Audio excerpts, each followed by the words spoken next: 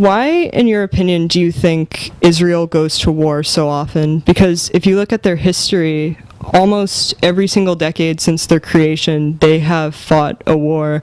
Do you believe there's any specific reason for that?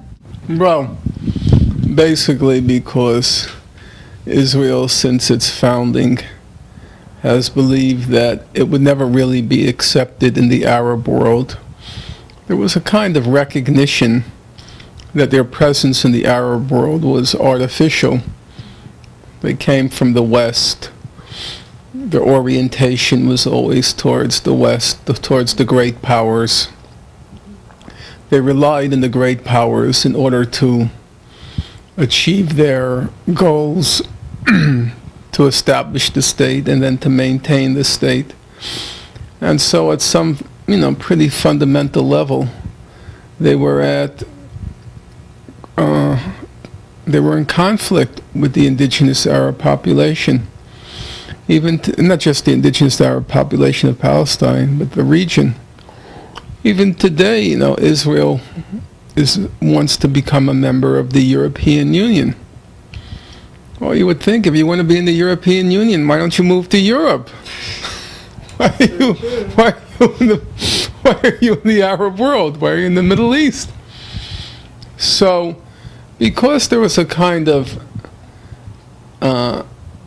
unconscious and conscious understanding that they were not really welcome there, they believe that you have every once in a while when these Arabs get uppity, when they get out of line, when it seems like they may be modernizing, you have to take out the big stick and crack their skulls, because Arabs only understand the language of force, in their view. And so they never thought that you resolve conflicts with the Palestinian Arabs or neighboring Arab countries, that you resolve them diplomatically, because you can't reason with them. Arabs only understand the language of force. And anyhow, the grievances are, in some respect, they're fundamental.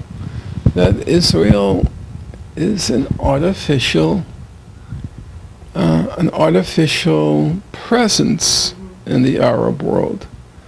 And that, I think, accounts for the fact that it constantly resorts to the big stick, when a lot of the tensions were actually amenable to a diplomatic resolution. It's, by the way, much more than once every 10 years.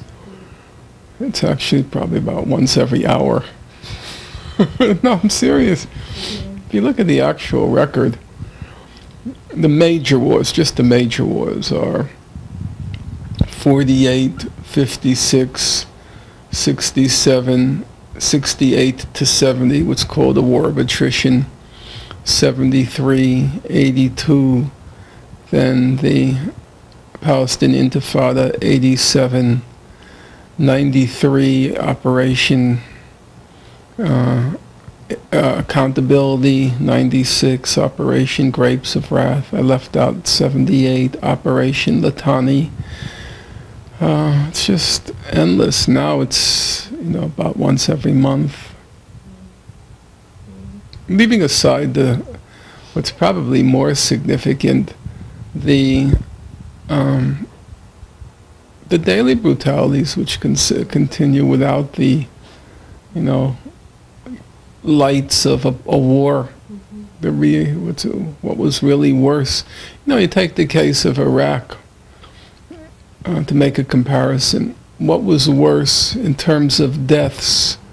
The Clinton sanctions, which were not a war, or the attack by Bush Jr.? It's hard to say. The sanctions may have killed between 500,000 and 1 million Iraqis. The war, along the same lines, roughly. We don't know, but roughly. But nobody counts the sanctions as a war. And it's the same thing with, the ongoing Israeli siege of Gaza.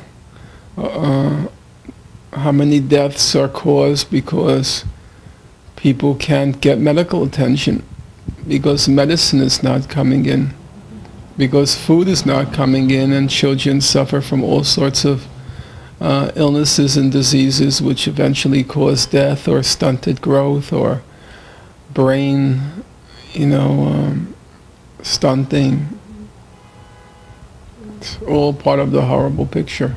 Think there's any Western interest in the wars Israel fights? Do you think that because every time Israel does get caught in a military conflict, it gets an overwhelming amount of support by the United States? What does the United States have with the what interest would they have in Israel going to war? Do you believe? You have to look at these things on a case-by-case basis.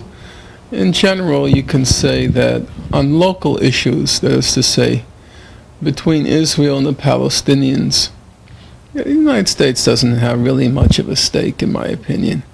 If tomorrow Israel were to pack its bags and say, we're leaving the whole West Bank, we're leaving East Jerusalem, we'll end the blockade of Gaza, I doubt Barack Obama would be very unhappy by that prospect. Because they have no real stake in the Israeli occupation. But when you turn to broader issues, no, there's a confluence of interests between the United States and Israel. It's not just Israel. For example, during the 2006 Israeli attack on Lebanon, both the U.S. and Israel saw the attack on Lebanon as a transit point to an attack on Iran. There was a common interest. The United States blocked any United Nations action because it wanted to see Israel inflict a major defeat on the Hezbollah, and therefore either psychologically inflict a defeat on Iran, or use the attack on Lebanon as preparation for an attack on Iran. Well, obviously it didn't turn out that way, but that was clearly the intention. And right now, there's not really all that much separating U.S.-Israeli opinions on Iran.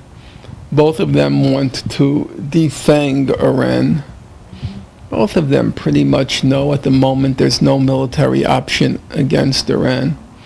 But both of them want to do with Iran what the Americans and the Israelis wanted to do with Nasser of Egypt in the 50s and 60s as the U.S. special assistant to President Johnson. His name was Walt Rostow. He said, we need to cut this Nasser down to size. And that's what the Israelis wanted to do, because Nasser represented this kind of potential threat to U.S.-Israeli control of the region.